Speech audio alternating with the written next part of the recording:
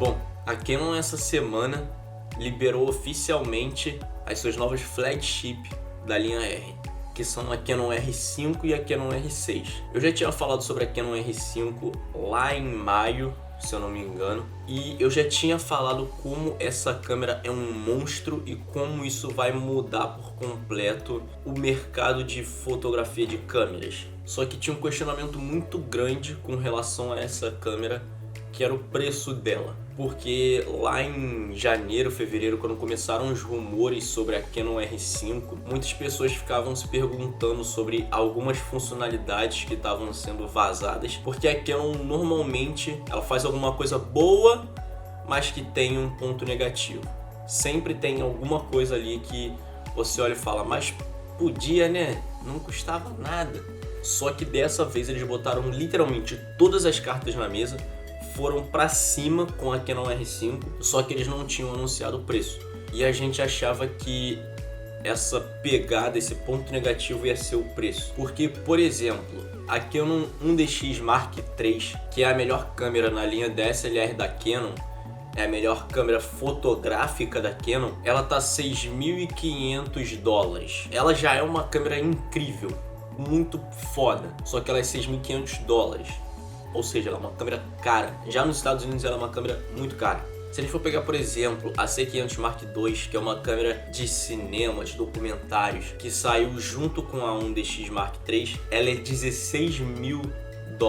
Só que, de novo, é uma câmera absurda, ela é uma câmera para cinema e tal. Só que quando a Canon veio a público anunciar todas as especificações da Canon EOS R5, todo mundo achou que o preço ia ser acima de $6.500, que ia ser mais cara que a 1DX Mark III, porque realmente é uma câmera absurda. Eu vou passar aqui pelas especificações de novo. Ela tem um sensor CMOS de 45 megapixels full frame, 8K a 30 frames por segundo RAW e 4K 120 frames por segundo. Ela tem IBIS, que é basicamente uma estabilização de imagem. Se eu não me engano, tem nas câmeras da Sony, em algumas câmeras.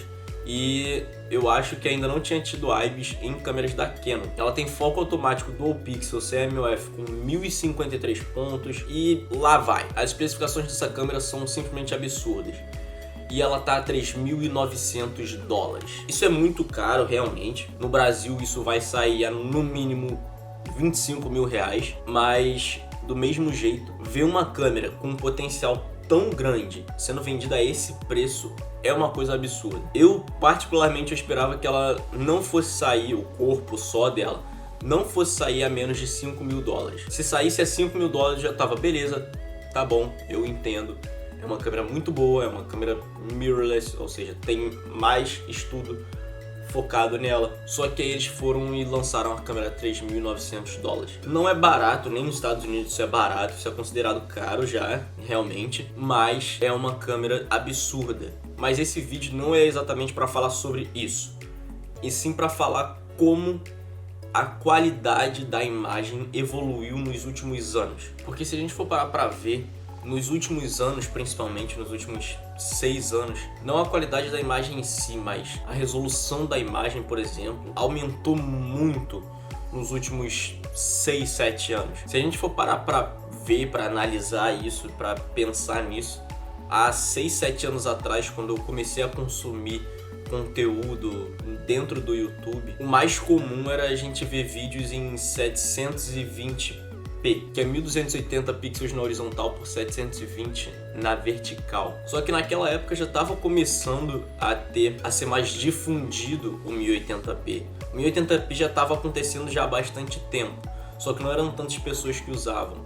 Então as TVs estavam começando a ser mais 1080p, os consoles, o Xbox One e o PlayStation 4, eles eram nativamente 1080p e os vídeos dentro do YouTube começaram a ser 1080p também. E a gente passa aí para 2015, quando começou a ser usado o 4K. E o 4K já era algo absurdo.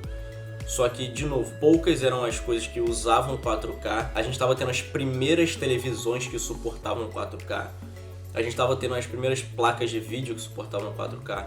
Raramente a gente tinha câmeras que suportavam 4K. Para a gente ter uma comparação direta, o primeiro iPhone a usar 4K para fazer vídeo foi o iPhone 7, mas isso só foi começar a ser difundido ali no final de 2016, início de 2017, que era quando a gente já tinha mais televisões em 4K, que era quando a gente tinha celulares que filmavam em 4K. Algumas câmeras estavam começando a ter opção de filmar em 4K. A gente estava tendo o PS4 Pro e o Xbox One X sendo lançados com disponibilidade de 4K, com 4K nativo. Então isso começou a ser difundido final de 2016, início de 2017. E aí agora com a Canon EOS R5, com por exemplo as novas TVs da LG, a gente já está começando a ver 8K. Pra falar a verdade, até celulares já têm funcionalidade de 8K. Não que eu acho que isso seja, necessário e 2, utilizável, porque eu não acho que dá pra você usar o 8K dos celulares ainda. Assim, dá até dá, você pode usar, mas tem mais pontos negativos sobre você usar do que pontos positivos. É uma coisa que eu falo, é muito melhor você ter um 1080p de boa qualidade, um 4K de boa qualidade, do que um 8K que é só ruim mesmo. Assim, isso aqui é meio pra falar que as coisas estão acontecendo muito rápido. Lá em 2013, 2014, quando eu comecei a me meter um pouco nisso, quando eu comecei a tentar entender mais, eu não esperava que em 2020, por exemplo, a gente estaria na posição que a gente está, com uma câmera que está sendo lançada, que vai sair agora no final do ano, com 8K nativo, com 8K 30 frames por segundo, com 4K 120 frames por segundo, com todas essas opções que a Canon EOS R5 dá, com as TVs da LG, por exemplo, da Samsung. Não sei se a Samsung tem TV 8K, mas a LG tem, com celulares tendo a opção de ter 8K, de filmar em 8K. Isso é uma coisa realmente absurda. Eu não esperava nada disso, acho que ninguém esperava nada disso, mas é legal ver como que isso está passando rápido e daqui a pouco a gente já vai estar saindo do 8K pro 16K, sei lá, e depois pro 32, e assim até a gente não ter mais como ir para mais resolução nenhuma, porque a gente vai ter alcançado o limite de quantidade de pixels que um sensor pode ter. Mas enfim, era isso que eu queria falar. Era mais um desabafo que eu queria fazer, uma curiosidade que eu queria trazer aqui. Realmente o mundo tá andando muito rápido, até porque já estamos em julho, já passou da metade do ano. Parece que não começou ontem. Quando eu vejo os vídeos que eu fiz lá em março, fevereiro, abril, eu vejo que já passou muita coisa. Eu acho que eu já fiz mais de 30 vídeos esse ano e, velho, o tempo passa muito rápido. Mas é isso. Eu espero que vocês tenham gostado e até o próximo vídeo.